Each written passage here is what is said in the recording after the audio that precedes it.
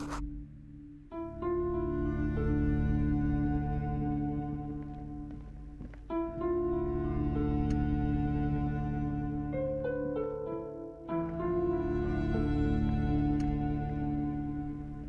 again, esteemed officer, and welcome to Crime.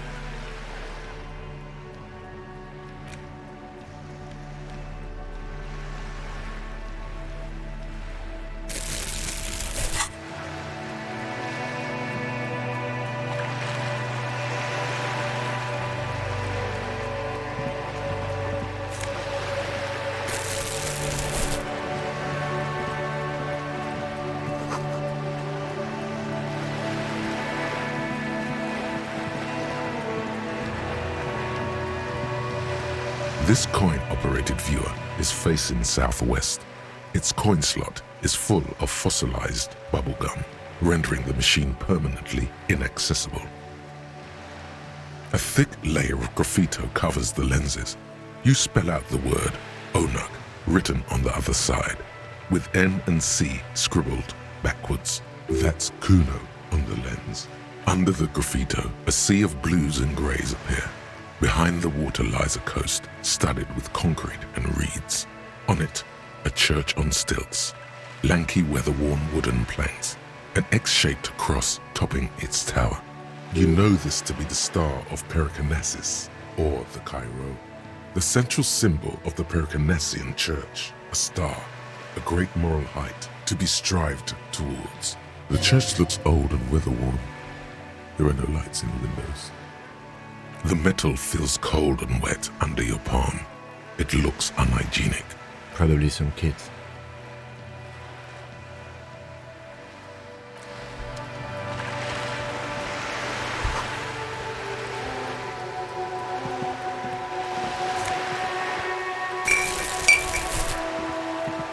This coin-operated viewer is facing south. The instruction manual says to insert 25 centimes and pull the handle while looking inside. Then use the focus knob to zoom in if necessary. Why place a tourist attraction in the middle of such poverty?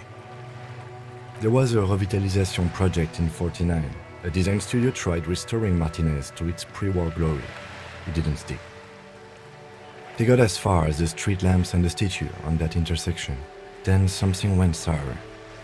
I suspect that something was Everard Clare, the union leader. He muscled them out. It's how it usually goes around here. We should have done something about the union 10 years ago. That ship has sailed, officer. Your money disappears into the coin slot. A clunk, the ring of metal. The curtains on the display open. You lean in to catch the view. It's blurry, different blues and greens. In the middle of the shimmer stands a drab grey shape, like a ghost. The lenses shift. The ghost sharpens into an islet in the bay.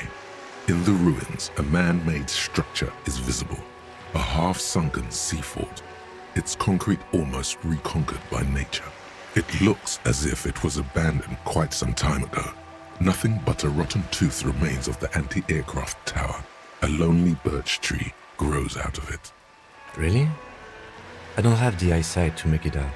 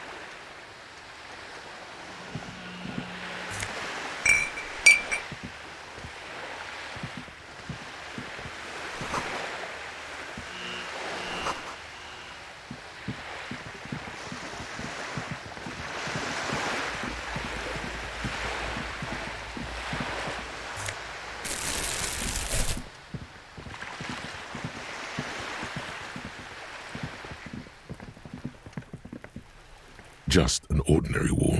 Nothing to see here.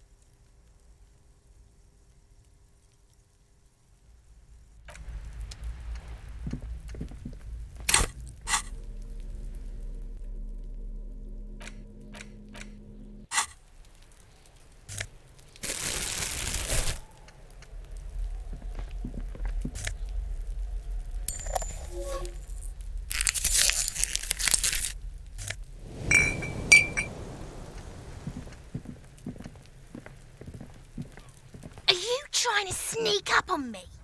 Come to slit my throat in my sleep? Logic error. She is not sleeping right now. Pig's come to take me out, trying to snuff me out.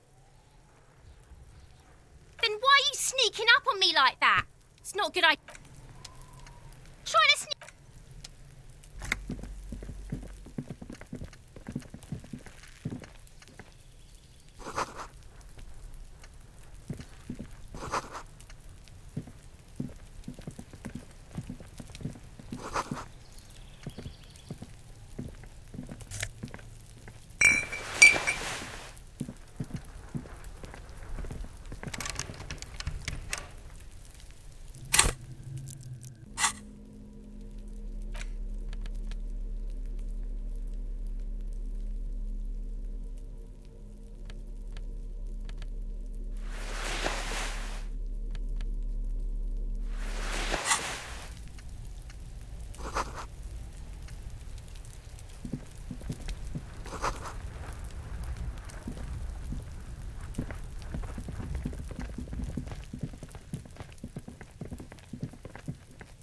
There must be another way into the building.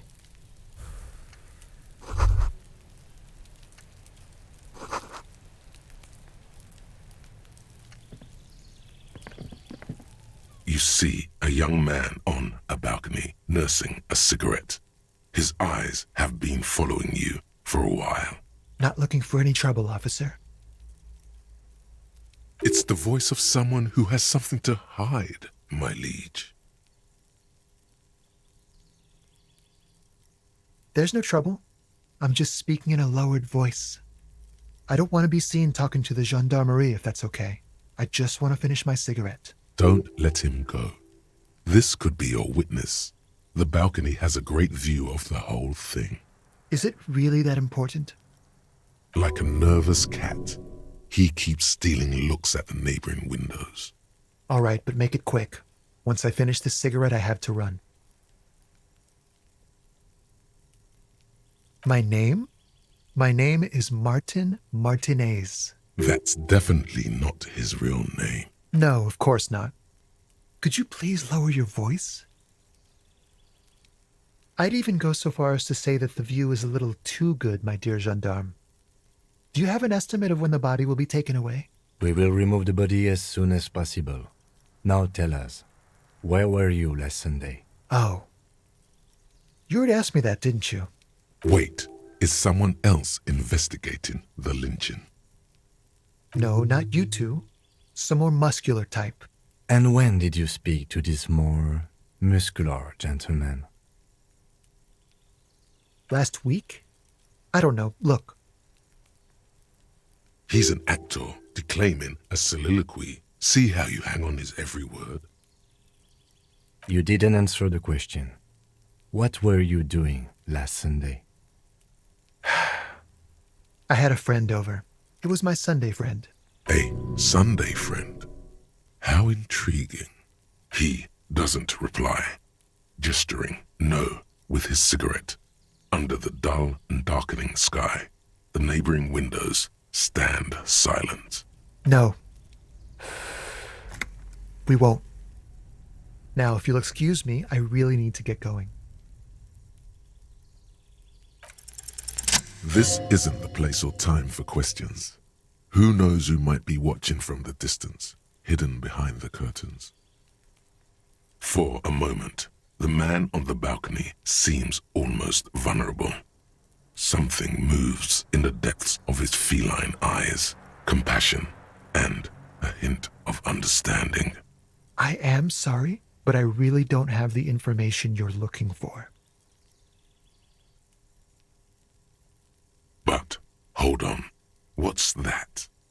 For a split second, his hand lingers, as though gesturing towards a stone placed right next to the front door.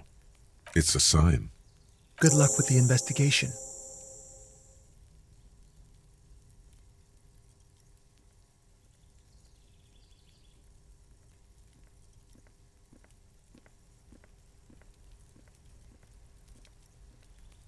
He's gone. No point in running. Tenements like these often have multiple exits.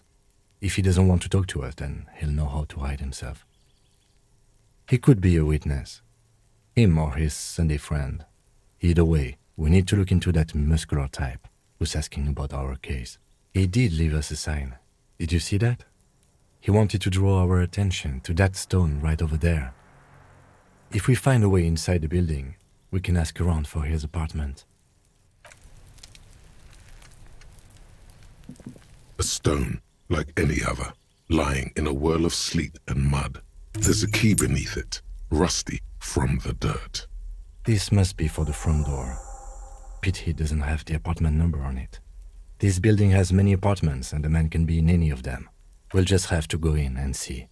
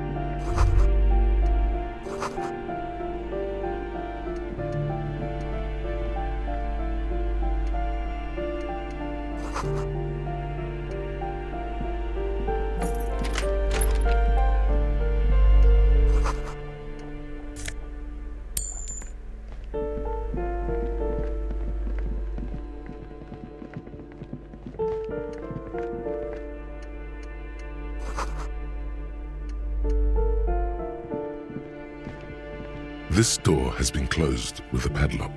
A chalk-drawn number on the board says, number 11. It's a solid lump of metal, but the shackle is deeply corroded. A solid pair of chain cutters would make short work of it. Better whip out those cutters. You won't get very far otherwise. No reply.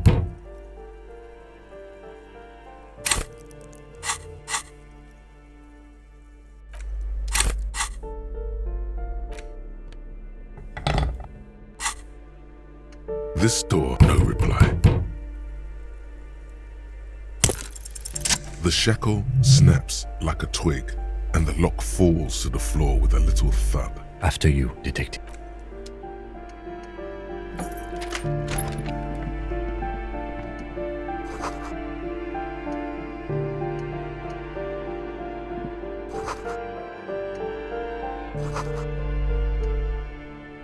A plaster cast bust depicts a middle-aged man with impressive sideburns. The name on the plinth reads, Kraz Marzov. The White Star, the photos on the wall. I think we have broken into the apartment of a young communard. How fitting. The White Star, the photos on the wall.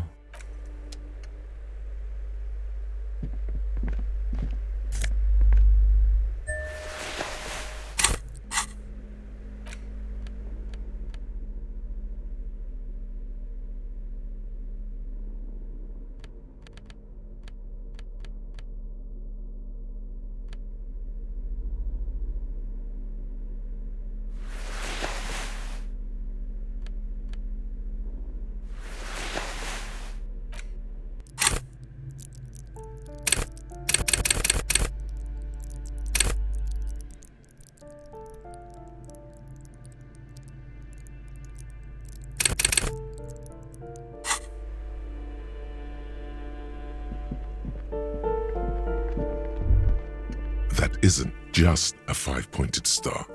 It's an inverted white pentagram cradled in a wreath of antlers, the iconography of communism, in other words. The star and antlers was developed in the 6th decade of the last century and quickly adopted by Mazov and the communards during the revolution. Even today, half a century after, the star and antlers retains the ability to evoke hope, disappointment, and fear in equal measure, to symbolize the toppling of the old order. Also, some social democrats were already using it. The wreath of antlers represents a natural crown. It was about building a society that could exist in accord with the natural world, and at the same time above it, because white is the color of peace. Nothing at all yet. Right now, it's just meaningless shapes on a wall.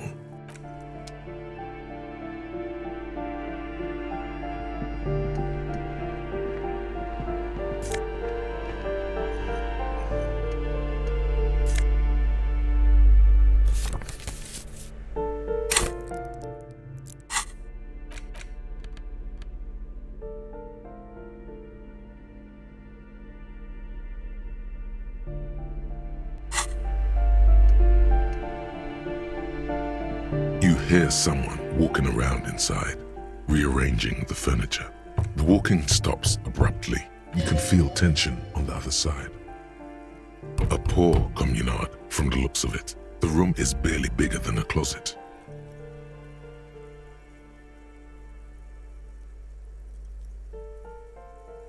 Do I have to open the door?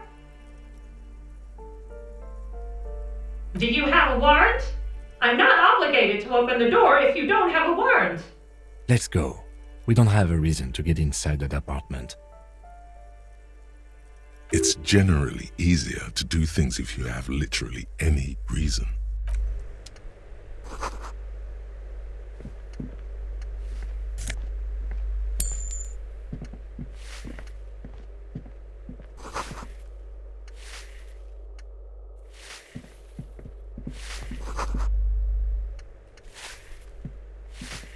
Give me a moment. The cold never does any good for my bronchitis. I'm fine. Fine. Don't you worry about me. Now, what do you want from me, policeman? She's the cleaning lady. She knows the floor plan and the residence.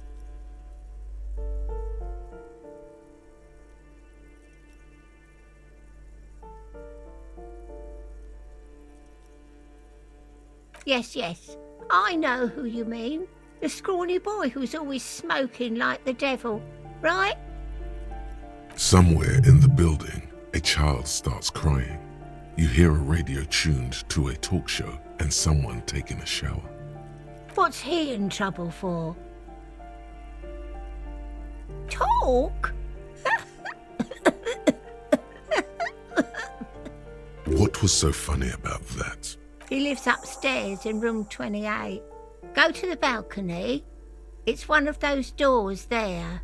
He's usually home in the evening. Thank you.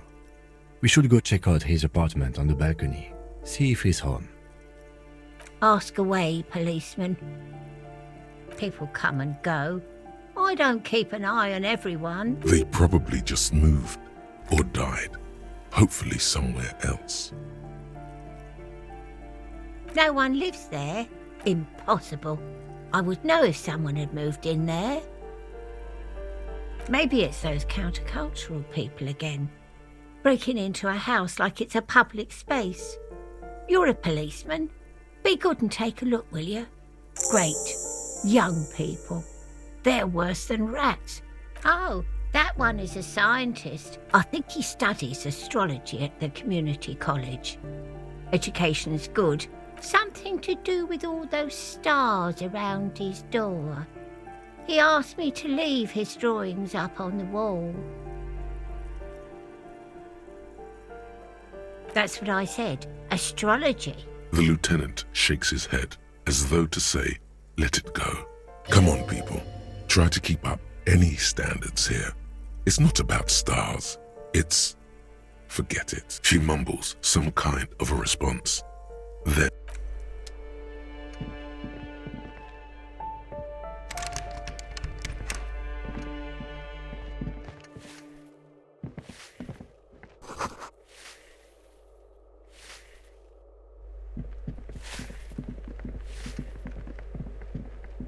You hear someone walking around inside, rearranging the furniture.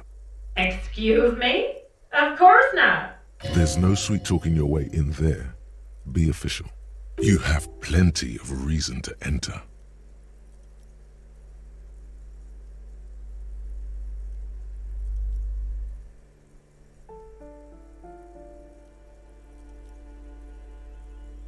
Oh, come on. Well, that was easy. That was smart.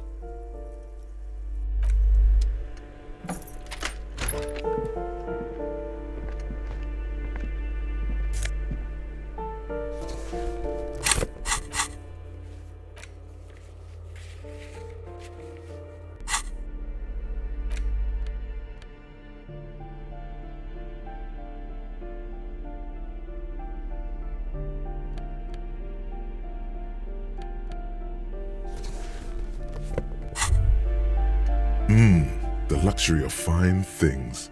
Just look at those black monk straps. After spending an entire day hustling, who's to say that you didn't deserve a pair of ridiculously expensive shoes on your tired feet? Beautiful things give you a rush. It's power. Crafting your style, draping your flesh in silk and leather, deciding how to present yourself to the world. Remember, when they come to take it away from you, you worked for those shoes. Whether you like it or not, wearing these shoes has made you more liberal, ultra-liberal. They're either a gateway drug or a booster pack to get you deeper into free market ideology. Wow, you work hard. Oh yes, you hustle. You're a provider. It's tough out there, but you keep it real and provide. Look at yourself. You're a human pedometer. You must have walked 200,000 steps down cracked asphalt, mosaic, sand, and linoleum after you re-emerged. That is the sign of a hustler who never gives up. The world is harsh and people are evil. You didn't make it that way, and you won't let it break you. You ride. A little. You make money. You got gills, baby. Got those black papers with the faces of the innocents on them. You bring in the Franco-Negros and the Solas. It ain't easy, but you do it. Day in and day out. You didn't make the rules, but you won't lose. You're a cop and a sprinter and a money printer.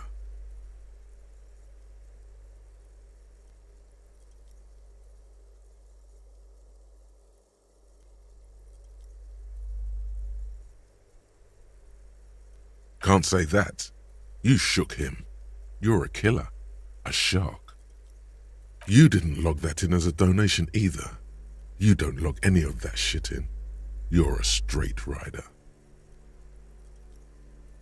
Yeah, you're in the sales business. Sure. And has it been easy? Is life easy? Have you not gone into cardiac arrest?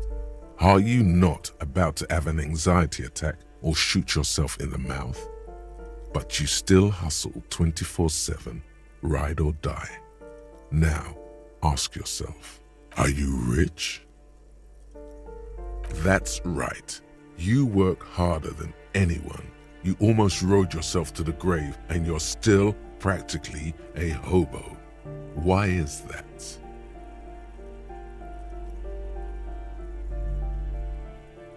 Because of the taxes. G-Man's got his jam-covered sticky fingers in your pocket, stealing from you every time you buy, sell, walk, talk, fart, so much as sneeze. Aren't taxes almost non-existent in the Gossamer state that is Revachol? You and I both. But they got those indirect modes of taxation. Sales tax, excise duty, extraction tax.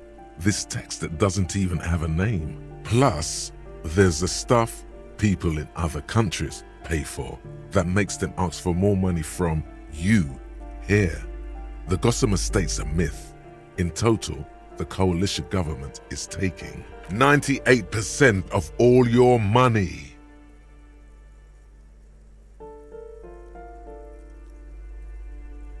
What are you not sure about? They're milking your nipples till they bleed. Can't you see? Aren't you sick and tired of having bloody nipples?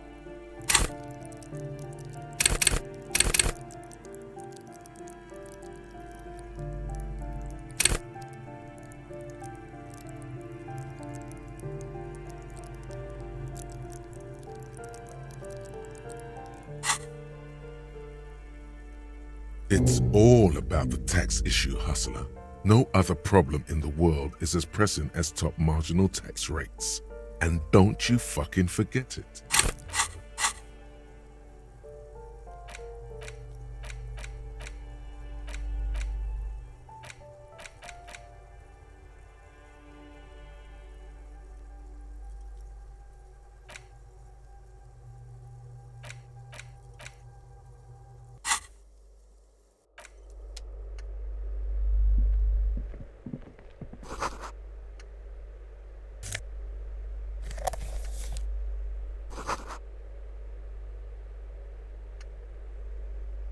Satisfied? My name is Marielle Charpentier, and I'm an agent with Martinez Realty Associates. I am not breaking in, as I have every right to be here. The keys, see? Do you want to see my ID as well? You can't legally ask for it, but why not? Want to see my residence permit too? Very well, but please make it quick. I need to be back in La Delta in an hour. Oh, that's another huge mess. The former tenant owes us 3 months of rent. 3. We closed the apartment and planned on auctioning off the valuables, but... And again, I have no idea how stupid mistakes like this can even happen. But Ron, when he came to close the door, didn't close the neighboring door. And there's a hole in the wall. A hole in the wall. Can you believe it? And then the tenant ran off with his stuff. He's gone. The money's gone. Just like that. The sum must have been puny. Well, it does not disappear from my hands. No, I don't let it. These apartments are perfectly fine. They have gorgeous architecture, a million-real view of the bay, good ventilation, neighbors, life, spark, and they are affordable. I'll tell you, Martinez has a future.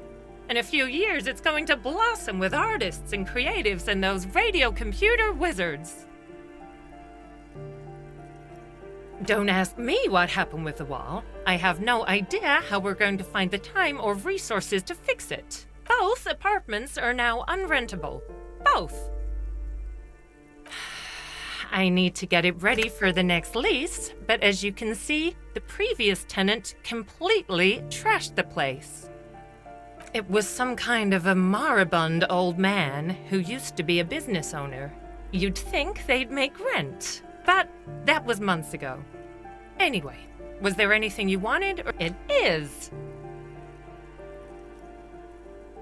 Everyone says the real estate agents don't do anything. But here I am in the middle of the night cleaning up someone's crash pad. So the sooner we get this over with, of course.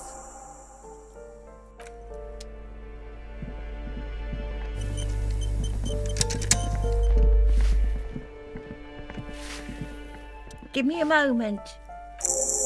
I see. I hope some good people are finally going to move in. This place needs them.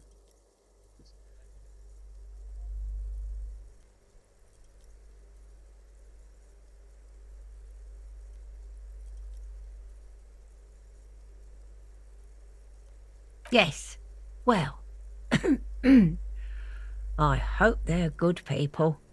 Your statements are too vague to comment on.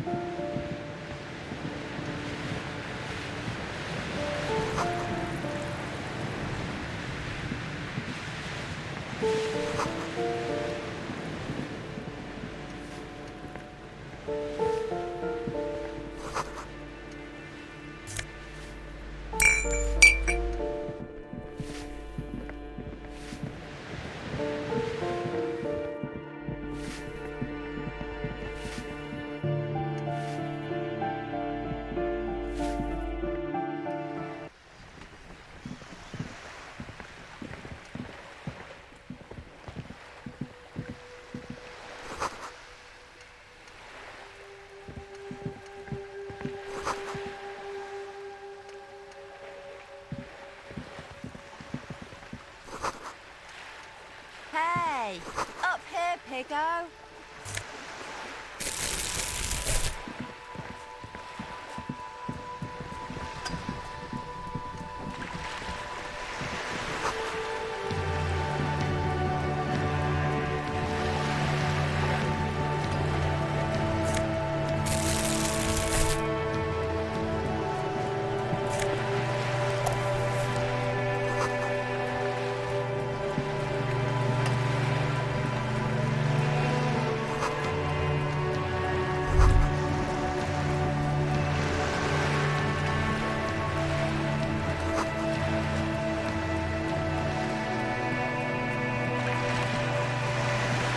A striking woman leans against the cabin top of her sailing boat, smiling as you approach. Her green raincoat glistens with droplets. A silk scarf is tied around her throat.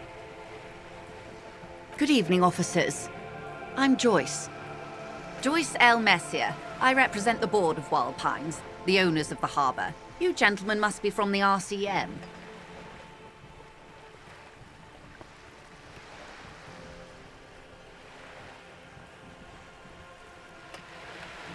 I'm glad to see you here. I was dispatched to handle a strike, not a lynching. Anything I can do to assist the RCM in this matter, I will, gladly. That is good to hear, madame. My colleague will take the lead on this interview. I should let you know that he is recovering from an unusual medical episode. Very unusual. But I can assure you of his ultimate competency. How interesting. I wish you a swift recovery. In the meanwhile, you have my full cooperation, and the full cooperation of the Wild Pines Group. It's hard to get a read on her precise disposition, but she appears helpful.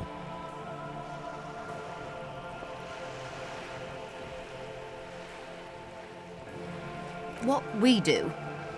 I'm afraid I don't speak for Wild Pines as a whole. It's a giant undertaking. There was a touch of discomfort there. She wants to merely represent. The Pines' core competency is logistics. Container shipping, freight, that sort of thing. See those airships there, blinking? Those are the shipping side of things, and that is the terminal. Another subdivision deals with energy, oil and gas exploration, offshore platforms. The Wild Pines Group is one of the original Revacholian Indo-tribes. Companies awarded royal monopolies by the king, the suzerain himself, centuries ago. The king is long gone, but several of the Indo-tribes remain.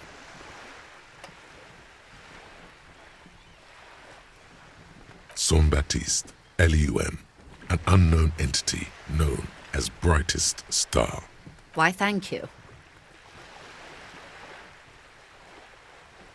I'm not at liberty to discuss the company balance sheet, but I can tell you that last year, the company booked more than 20 billion real in revenue.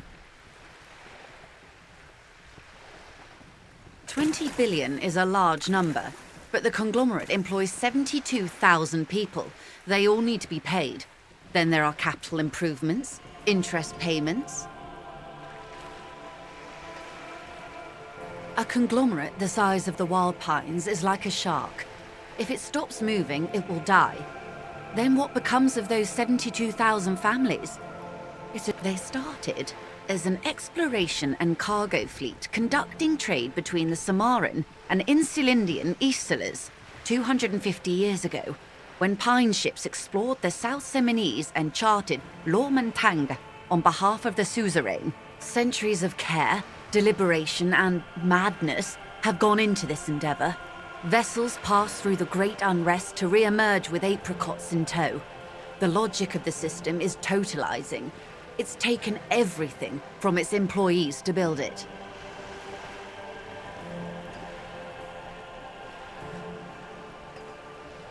You mean aside from being the terminal's legal owners, who are responsible for moving 8% of the world's cargo?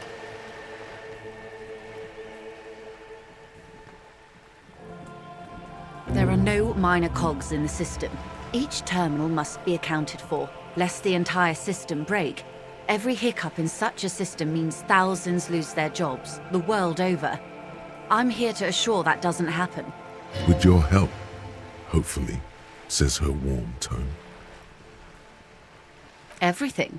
Right up to, but not including, trade secrets. First, you'd have to repeal the Emergencies Act of Trade in Aliments that gives me the right to silence. It's quite the octopus. Why? By throwing off half a century of foreign domination under the Coalition. Unfortunately for you, the Coalition also leases you the right to police West Revachol. You'd be shooting yourself in the foot, in other words. But I am derailing us. You wanted to know about the strike. I believe the official title is Senior Labour Negotiator. In practice, I'm a grocery clerk. I relay the union's demands to Wild Pines and return with Wild Pines' counteroffer. And how are the talks going? They're not. That's the problem. The union stopped all negotiations a week ago, after that awful lynching took place. Now they won't even let me into the harbour. There's a 2-meter-20 racist behemoth blocking the gates. Yes, Jean-Luc Measurehead. Let's say I was not making the kind of progress I'd hoped for when I first arrived. And when did you first arrive? I arrived 3 weeks ago. Yes, in the middle of February. The bay was still partially frozen then. I prefer to do these things on site, like the RCM. But the strike began in December. I wasn't the original negotiator here. I took over after Mr. Gaumont hit a wall with Mr. Clare, the union boss. Mr. Clare refused to speak with Gaumont despite concessions he'd granted the union in prior negotiations.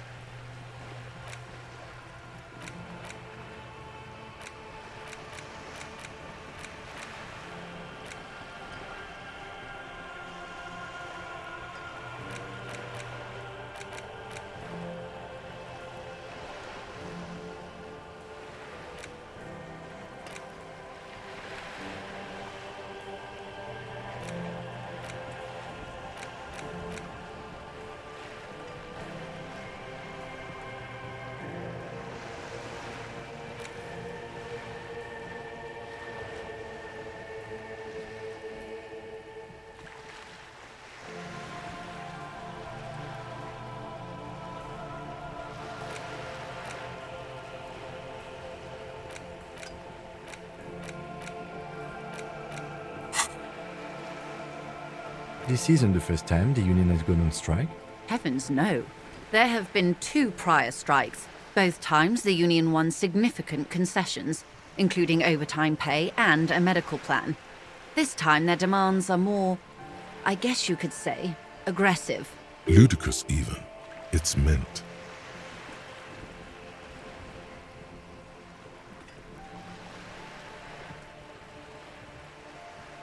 The scabs? You mean the huddled masses of Jamrock come to plead for work where the union refuses to?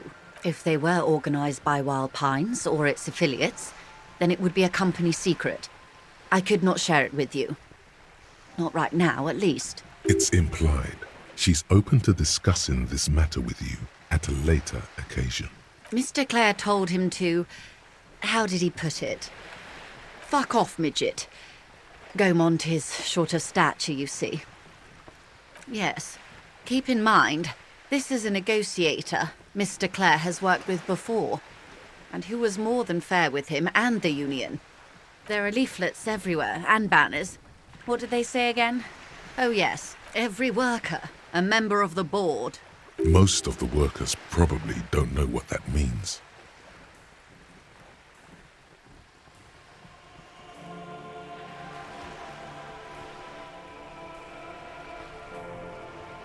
In its defense, another said, demand democracy.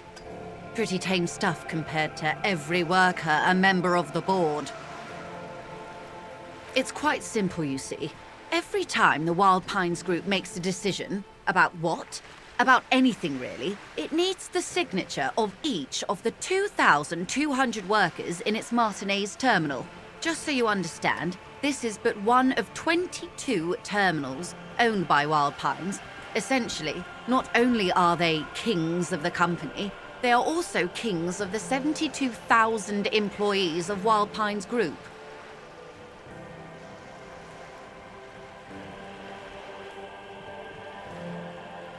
They're having a blast. But how can they afford it? After 4 months, my assumption was they would prefer a more practical solution. I'm not sure. Naturally, I assumed that was just their opening position, a hard-nosed tactic with a side of mockery. But there's been no follow-up, just the same nonsensical slogan repeated over and over again. And now, people are getting lynched, I hear. Behind the whirling in rags. A disastrous situation if there ever was one. Excuse me, from whom did you hear about this lynching? I first heard it from the boyer at the gates. The one whose very name advertises his aversion to work. I think he said it was, "Call me mañana." This checks out. Everard Clare is a man of the utmost integrity. If you can say one thing about him, it's that he always puts the interests of the workers first. Of course not. Everard is fantastically corrupt. I imagine he has a thick, viscous goo where you and I have blood. He is the most corrupt individual I have ever seen, and I deal with men like him for a living. If there is anyone more venal, more irredeemably nepotistic, then it's his twin brother, Edgar. Yes, Edgar looks exactly like his brother, except for that lazy eye. He also talks exactly like Everard does, and when one's term as foreman is up, the other takes over. It's how they circumvent the term limits, you see, with a funny little switcheroo. While in office, they've embezzled God knows how much of their workers' dues. The Débardeurs Union was once a perfectly normal institution. 20 years ago, anyway. It must not have been easy to establish under the Emergency Act, but they did it. I can respect that. Organised labour at its best, as they say. Then something happened in the local chapter elections. The brothers Clare came and transformed it into a... how do you say? A mob.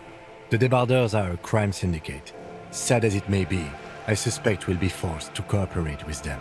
Refreshingly honest, officer.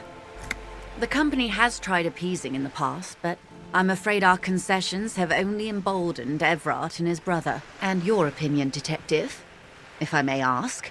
I'm a curious and talkative person, you see. Would you say the Débardeurs Union is...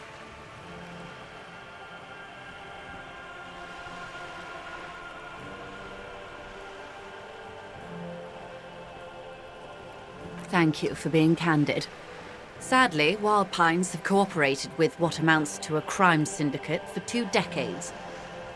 However much you feed the wolf always hungers.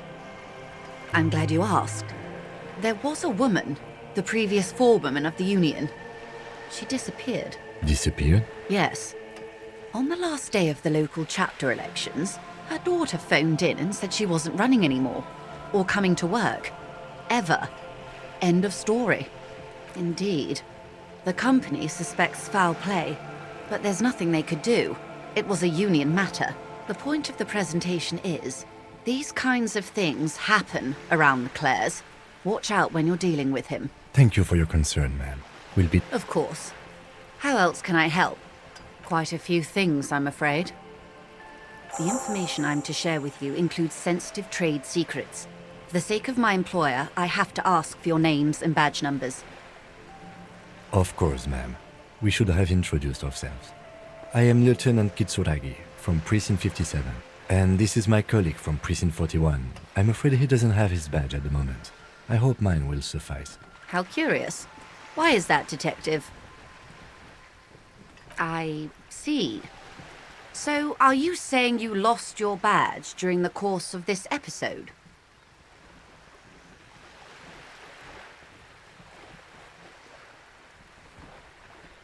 I can't hear you, darling.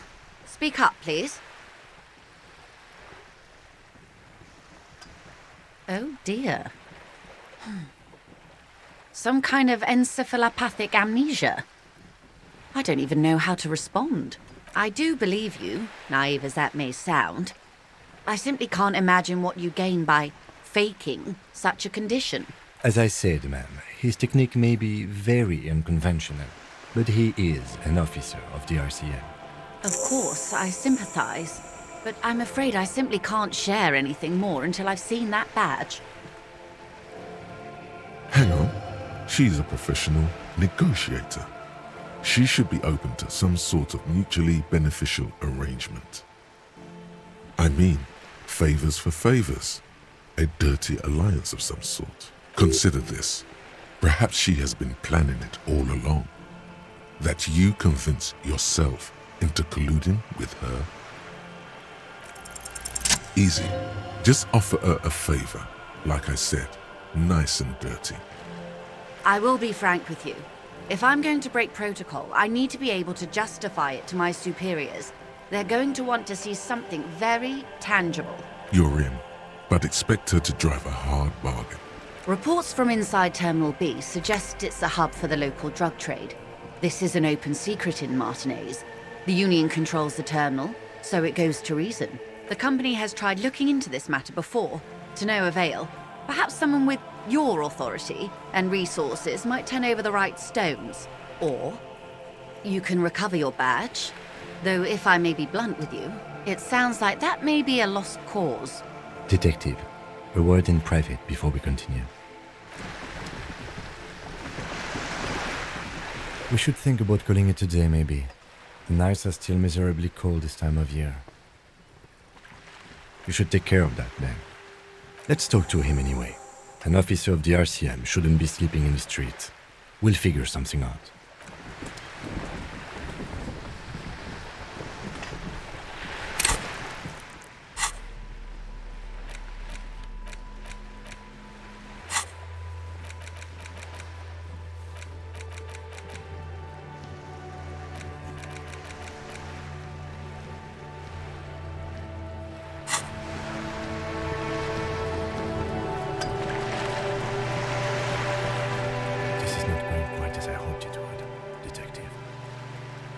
Honestly, I was expecting you to use your unorthodox technique to keep her off balance and, not volunteer us to be her henchman.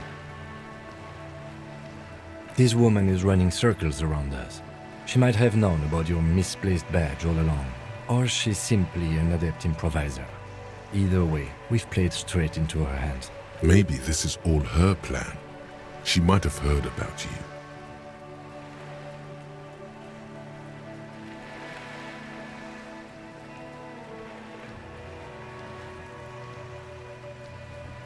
Oh, that would be fantastic, but do we have the time? The world is large and your badge is 8 by 6 centimeters. The situation might have changed drastically by the time you locate it. Time is of the essence. You could request a new one from the station, but that would literally take months. No, if there is reasonable suspicion, we must investigate.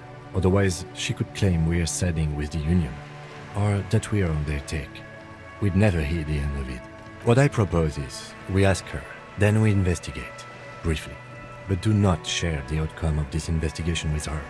We tell her it's done and demand for her information on the lynching. You're back. Good. What can I help you with? This reality. Yes, reality is your side case. An experimental side case. Ah, yes. The episode. Sounds like an acute case of encephalopathy now that I think of it. Don't be phased, madame. He functions perfectly well. He only needs a lowdown on all of reality. We may be here a while then. Ask away, officer. I'll help however I can. All right, we're in. I know these all look good, but begin with the first, okay?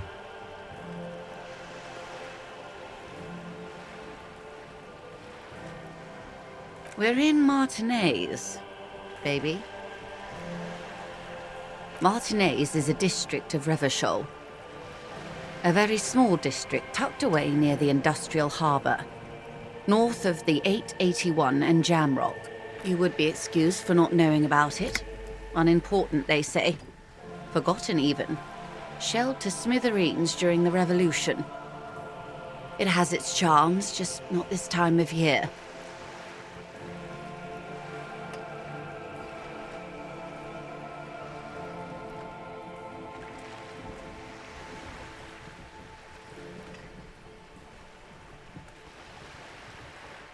I would be happy to. What is a glad to have been of assistance. The little that I know. Is what you want to say, but it isn't that easy, is it? Look at that lady. Take a gander. Squint your eyes, bub. Why, yes. Tucked away under that sturdy green raincoat, almost rustic in its simplicity, a silk shirt and matching scarf around her gentle throat, while dull orange pearls hang from her earlobes, red from the cold. Her light green eyes scan you, full of knowledge and worry, wealth and all its possibilities. These are the kind eyes of the rich man that seem to say everything is possible, within reason. Now look at you, you misery-clad simian, barely able to tie your own laces. Your armpits are lakes. A scythe of booze precedes you. Your hair sticks to your forehead and your underwear feels uncomfortable. You're poor, poor as balls. You can't ask this person for money. You're too.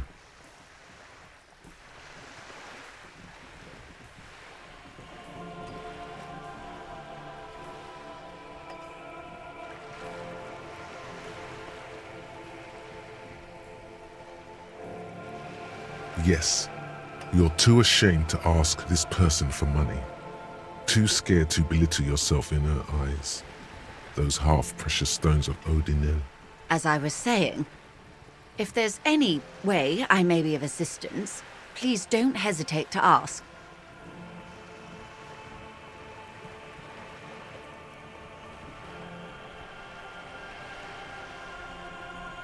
Of course, Detective.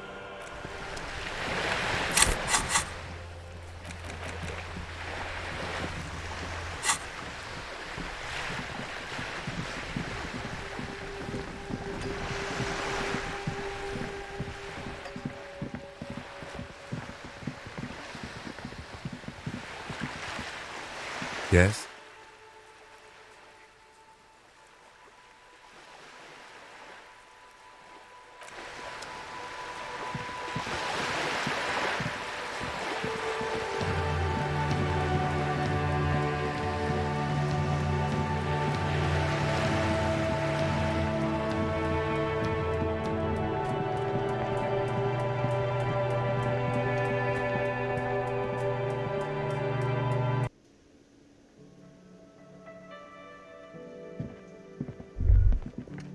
The theme on that pinball machine is a standard royalist theme, used on everything from pinball cabinets to full-flavor cigarettes. Clinging to a picture book version of the past century, waiting for the king to come back and cast out all the profiteers and homosexuals. Basically, imagine a yellow plastic crown with a liquor brand emblazoned on it.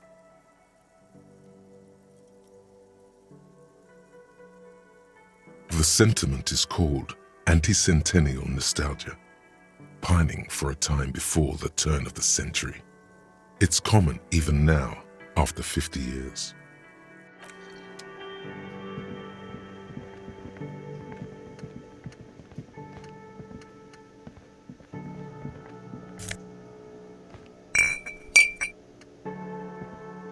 Can I help you? Yes, have you got it? Does that arrangement include you paying me what we already agreed you owe me?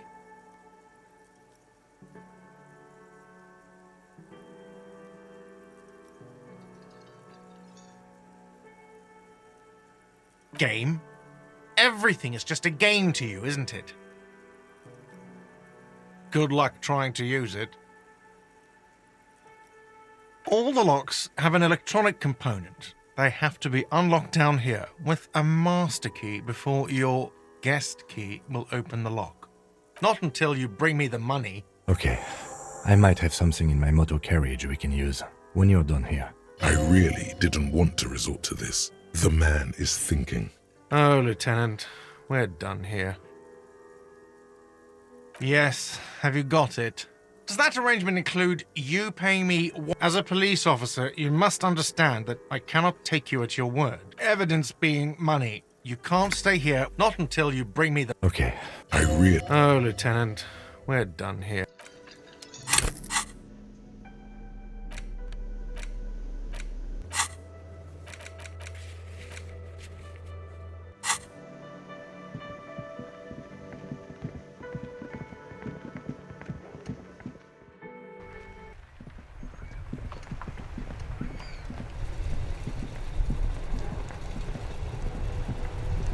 Inside, you see a set of steering levers, a radio microphone, a pull-out toolbox, and the soft glow of the fuel preheater gauge. I have something here we could sell.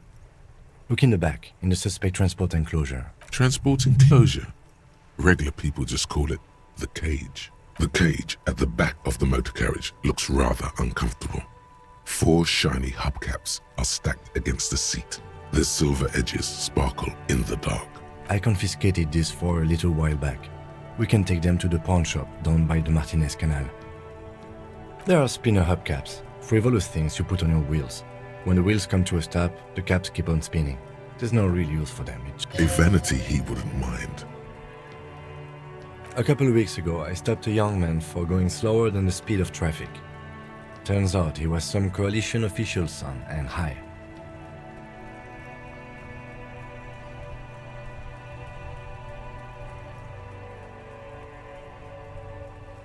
I don't know. Is it? I was going to take them into evidence, but they weren't necessary for conviction. He never asked for them back.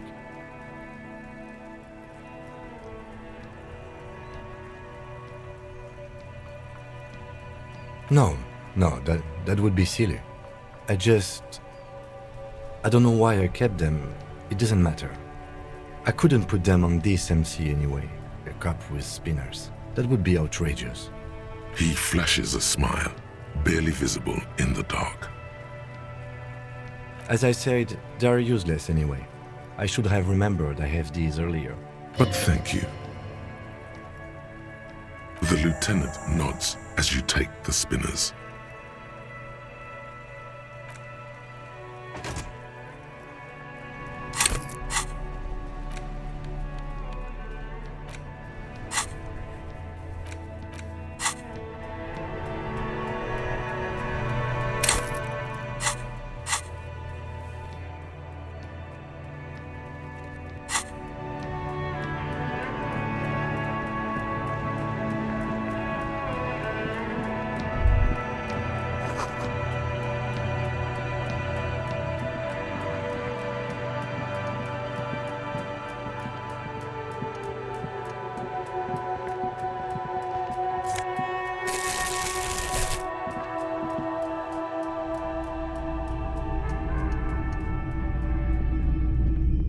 Greetings on this fine night. What brings you here? The pawn shop is always open.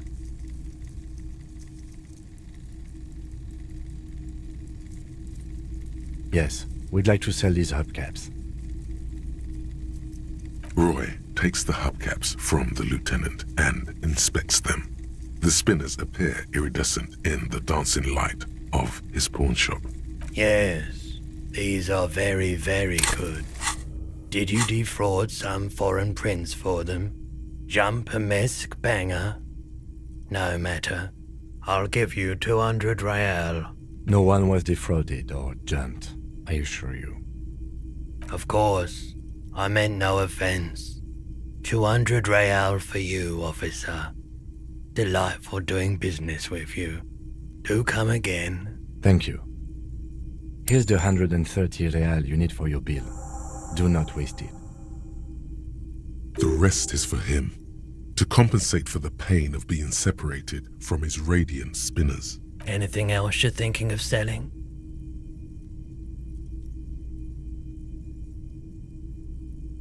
Jean-Baptiste Summer. So, what do you want to know? Sure, I can keep it behind the counter for a week, but only if you pawn it right now. Sure thing. So, do you want to sell anything? Anything else you're thinking of selling? Another time, perhaps.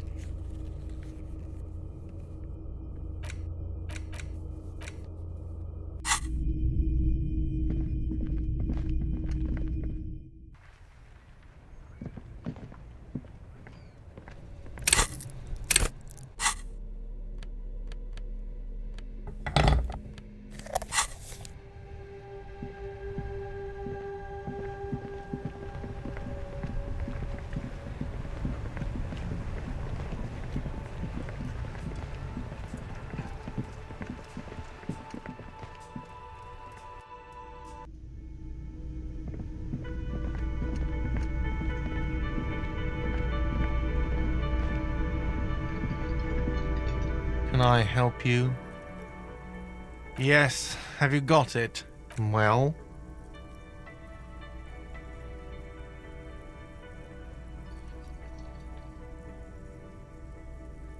Great, thank you, officer. That's all I wanted. Payment for services rendered. If you continue to stay here, I just ask that you please pay your nightly bill in advance starting tomorrow. He's not sorry about his behavior for your sake. Now that you have money, he really wants to make sure you're not angry with him. The electronic lock to your room has been disabled till 9 p.m. tomorrow. Please pay for each night in advance starting tomorrow. 20 real per night. I'll take a room here too. Of course. Always happy to have officers from the RCM as guests. Anything else I can do for you? Do I have a It's not a shaker. It's nothing. Am I smiling? That's... Play it calm. This man needs to understand. Like what?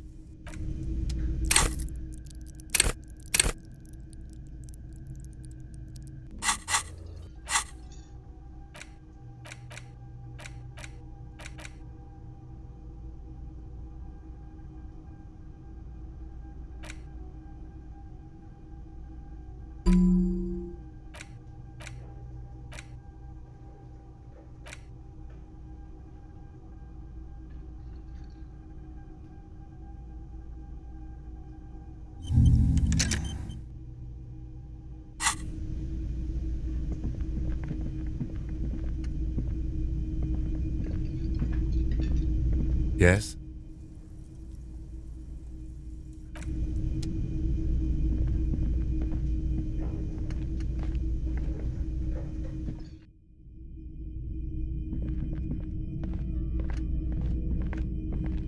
The door is closed. You should pick that fat, juicy cigarette butt from the tray, light it up, and smoke the living shit out of it.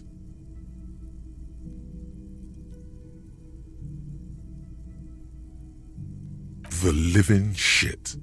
Your mesolimbic reward pathway does not mince words. Who knows what you are? A monster, a murderer, the gnome of Jeroma?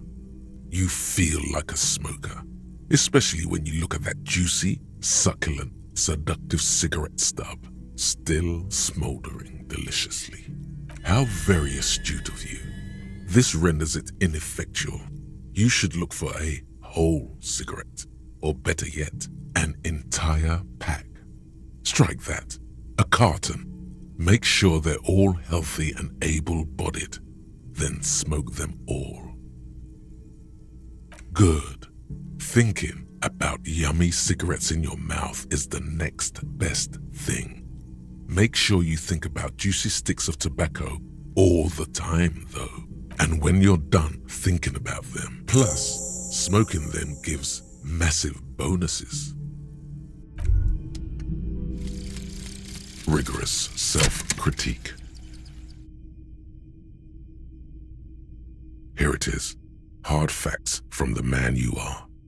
You once jerked off in the locker room and were caught. You held a young woman by the arm and kept her in your apartment for 20 minutes against her will. That's right. These are not flights of fancy. These are real deeds, Harry, emerging from the darkness of your past.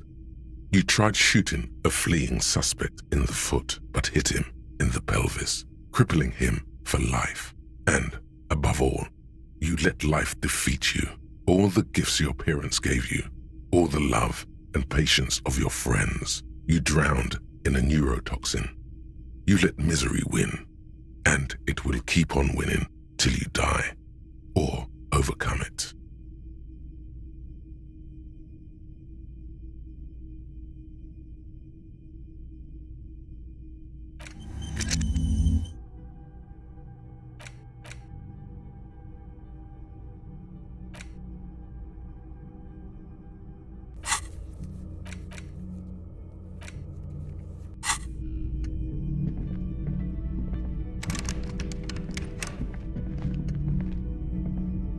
This is the door to the room you redecorated. Just a moment. You had some questions earlier, I believe. And besides, we should discuss our progress on the investigation. Let's go out to the balcony.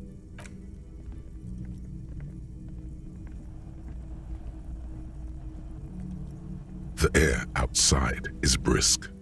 The lieutenant is silent for a moment. He listens to the traffic hum. Then, where shall we begin?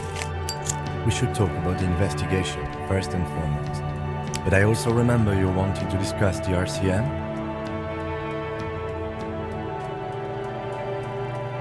I have a cigarette every night when I go over my notes. It's something of a ritual. oh man, he looked so devastatingly cool with that cigarette. I apologize, but I only brought one with me. I have exactly one cigarette every night while going over my notes. You mean this? This isn't cool. It's an unnecessary trial of will and unhealthy. Keeping the habit within the parameters he's given himself takes a lot of focus. It would be easier to simply quit. Yes, it's been a long and eventful day. Well, you were so hungover that you couldn't keep it down when we approached the hanged man, so we didn't even inspect the body. But we performed a thorough search of the premises of the crime scene. That's great. It's not my job to evaluate your methodology, officer. I'm just going through the facts. As for the interviews, we weren't able to find the union leader, Everard Clare, much less interview him. So that's on the to-do list for tomorrow. We talked to Joyce Messier, but didn't get any information from her. I have a feeling Joyce knows how dangerous the situation really is. We have to get her to talk to us. If Kim is emphasizing something this much, it really must be important. Above all, though, today was exhausting. What's with all the running? You run a lot. Is that a standard Precinct 41 practice? I have a really good theory about why you're running so fast, son. Just you wait until we get up tomorrow.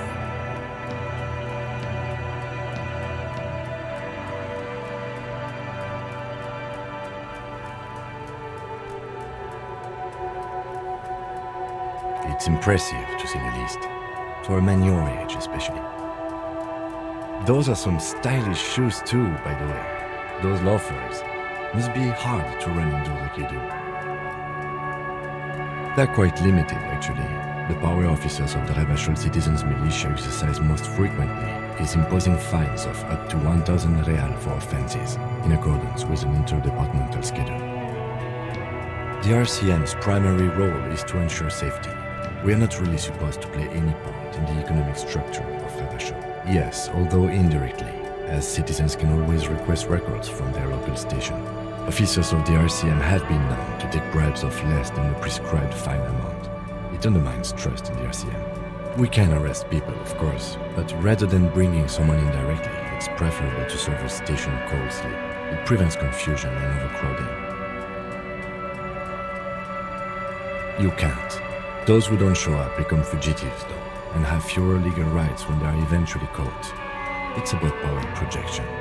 Thus far, they seem to mostly show up. We are permitted to use whatever force we deem necessary, even lethal.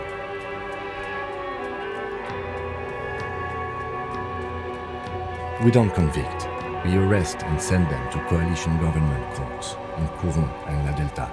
The prosecution works off our testimonies and records, which is why it's paramount to keep them. You have to supply compelling evidence for why it was necessary to use lethal force. In these cases, your partner is usually your witness. Not a good position to be in, by the way. Internal Affairs handles these cases thoroughly, by cross-examining you for inconsistencies. It is hard to cover for anyone, which is for the best. Yes, the last time was 4 years ago. That's an improbability, perhaps even impossibility. Perhaps, but Precinct 41 is known for a higher than average rate of kills. The coalition government, and the moral intern more broadly. The RCM was formed by the coalition government to restore order in the international zone after the revolution. So we did. Now we attempt to maintain that order. No more, no less. Or perhaps it is better to say we were allowed to form. It's a point of contention whether the citizens of Revachol or the coalition government founded the RCM.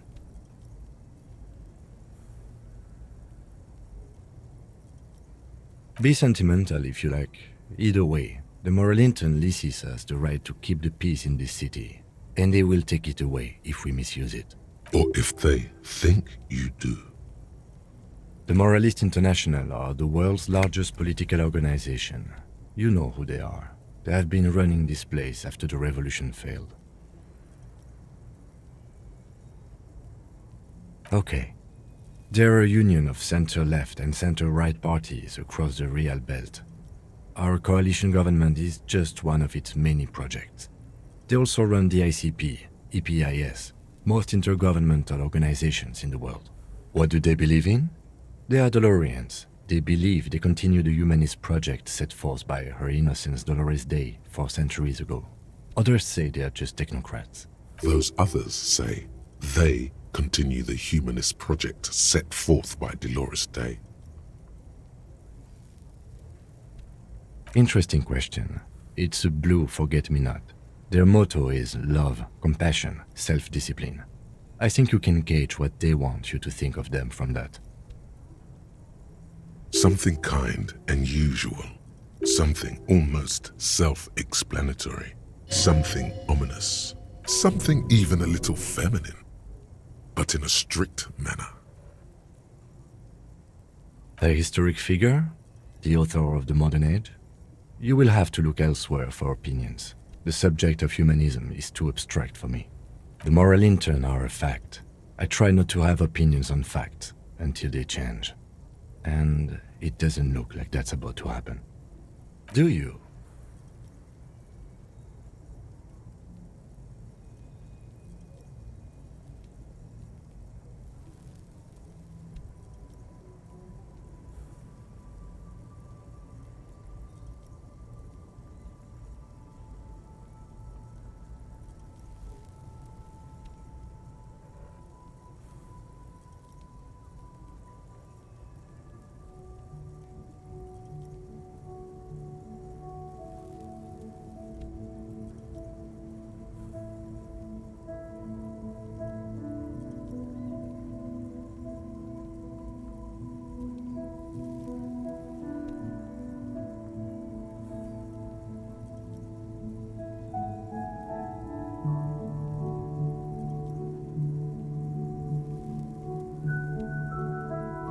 In fact, we would need them even if you didn't think that way.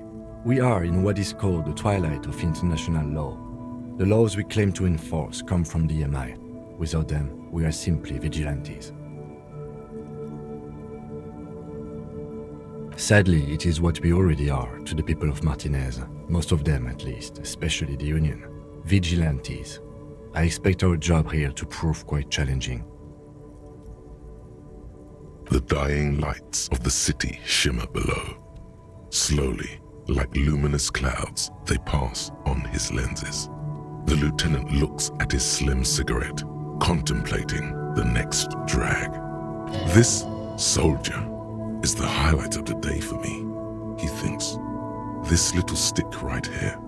An aerostatic passes overhead, the whiskers of its floodlights on the ground below.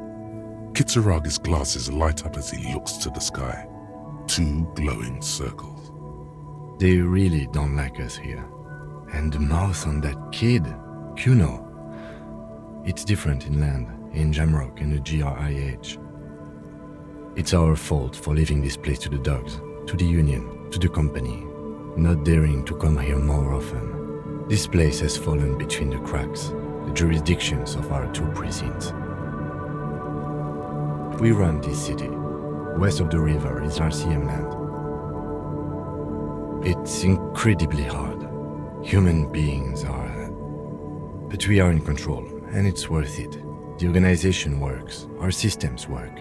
If they didn't, the city would disintegrate. Me too, but I wouldn't count on any drastic changes in our lifetimes. Yeah, it's getting very cold now. Let's go.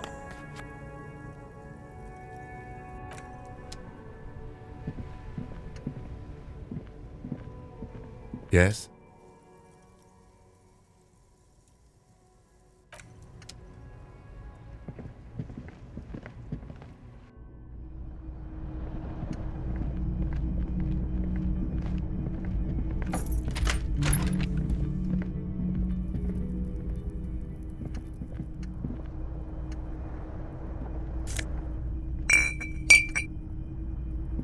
The fan stands still. The lights are on. The lights are off again.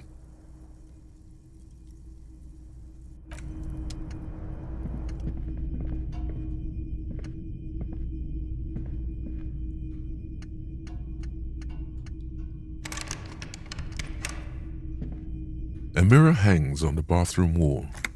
In it, your face, adorned with the expression.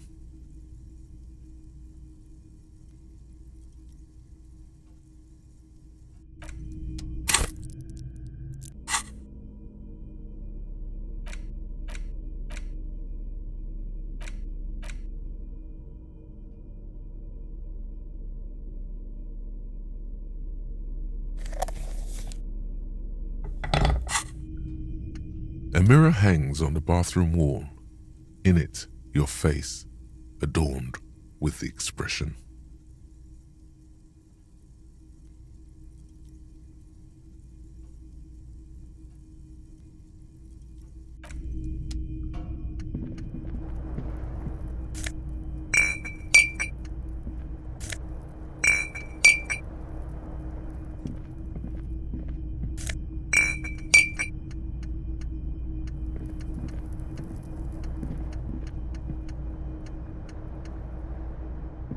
The window stands broken in its... You see some lights shimmering outside.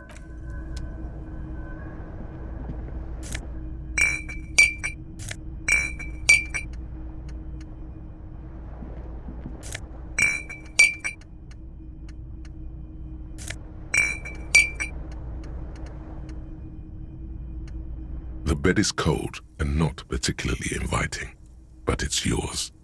The sheets look awful. The option to go to sleep becomes available every night after 9 p.m.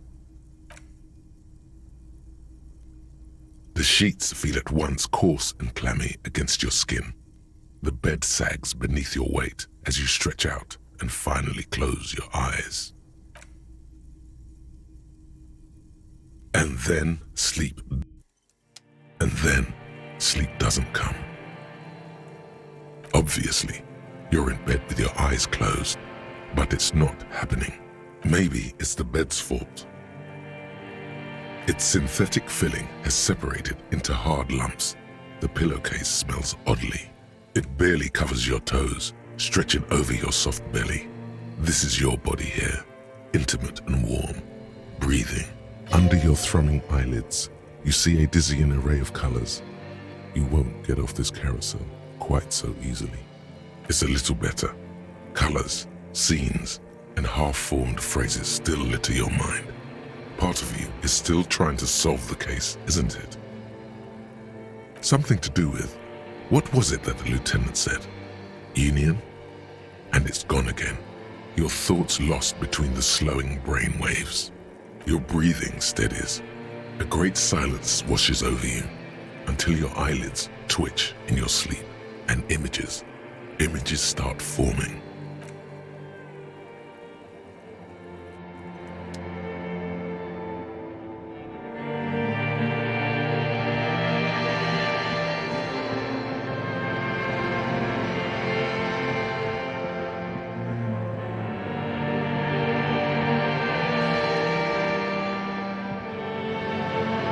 Do you remember the scent of your childhood?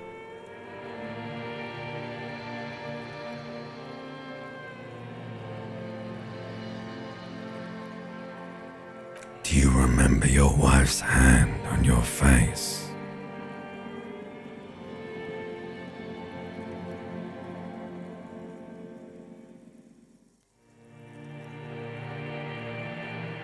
Do you remember the warmth of her thighs between her legs and in her mouth? That's right, funky baby. And you just stood there.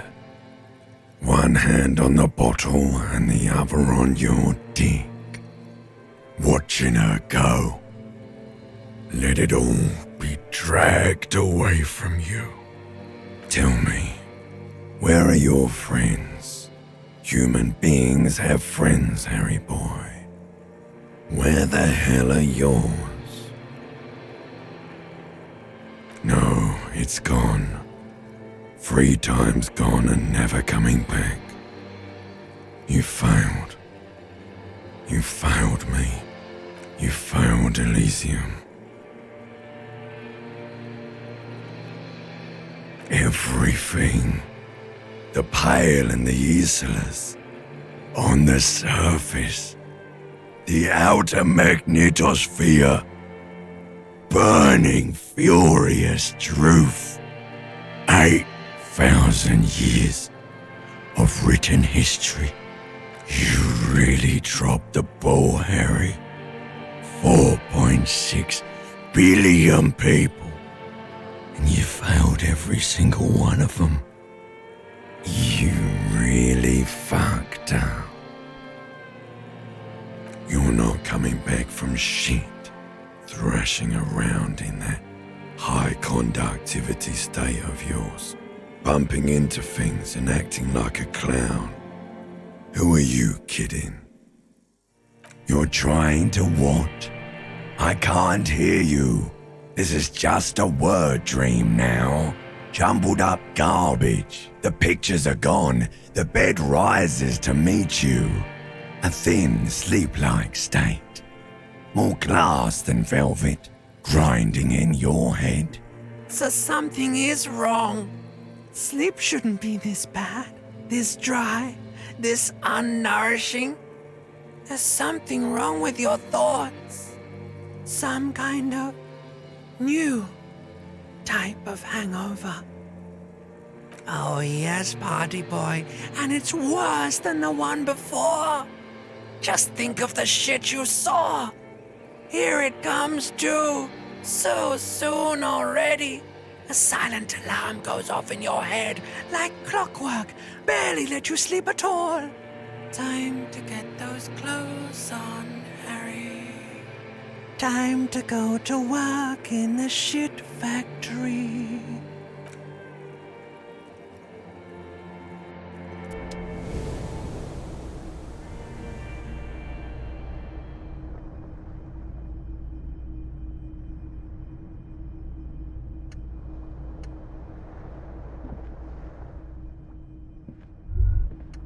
Good going, buddy.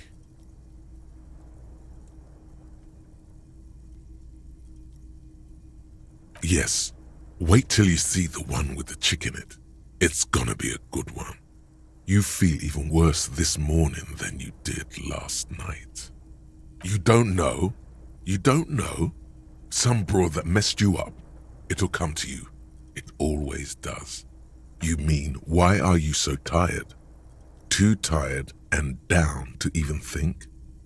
It is worrying, isn't it? You can't be a detective like this. Detectives need to be able to think. It's just that your heart has finally pumped all the speed out of your system, Buster. Time to get some more. You're too weak to say no now. Waking up is the worst part. Maybe somewhere down the line you could decline.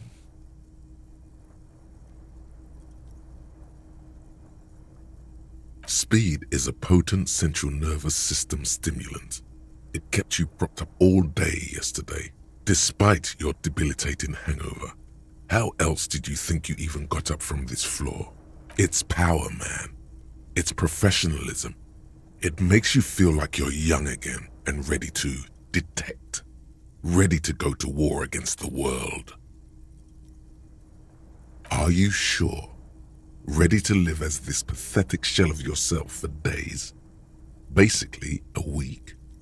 Let's be honest, 2 weeks. Maybe 3. You won't make it. Half the town will be dead by then. You will be fired. Suit yourself, slow, sad shell man.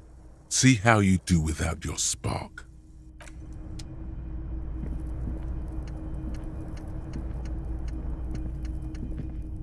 The bed is still cold from the broken window. A mirror hangs on the bathroom wall.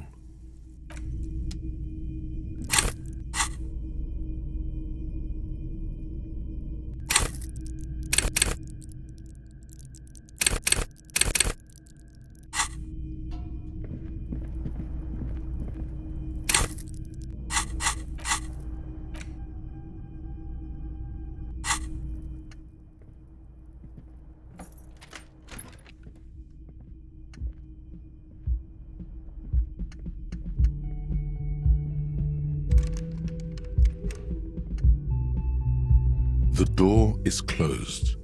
Still nothing. Still nothing.